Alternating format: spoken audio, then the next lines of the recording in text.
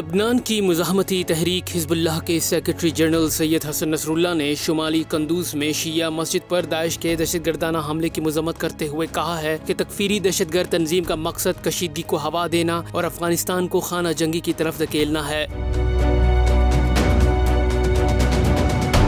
Hezbollah के secretary general Sayyed Hassan Nasrallah ने television खिताब के दौरान इस बात पर जोर दिया कि दहशतगर्द तंजीम दाइश ने सरकशी की है, जबकि अमरीका इस दहशतगर्दाना कार्रवाई का जिम्मेदार है। दाइश का काम अफगानिस्तान में अंदरूनी कशीदगी की कैफियत को हवा देना है, जो अफगानिस्तान में खाना जंगी का बाइस बन सकती है। उन्होंने मजीद कहा कि अफगानिस्तान में मौजूदा हुक्काम की जिम्मेदारी शहरियों को इनके मजहब या फिरके से कता नजर तहफ़्फ़ुज़ फराहम करना है। वाज़ेह रहे कि कुंदूज के खानाबाद इलाके में वाक़ई शिया जामिया मस्जिद पर खौफनाक हमले में 150 से ज्यादा अफराद शहीद हुए थे। ताहम तकफीरी दहशतगर्द गिरोह दाइश ने खुलकर इस हमले की जिम्मेदारी कबूल की। दाइश के इन हमलों ने अमरीकी साजिशों को भी बेनकाब कर दिया है कि अमरीका दहशतगर्दों की मदद से अफगानिस्तान के हालात खराब कर रहा है। अमरीका अफगानिस्तान में खाना जंगी शुरू कराना चाहता है ताकि अफगानिस्तान हमसाया ममालिक बिलखुसूस पाकिस्तान, ईरान और चीन के लिए मुस्तकिल दर्द सर बन जाए।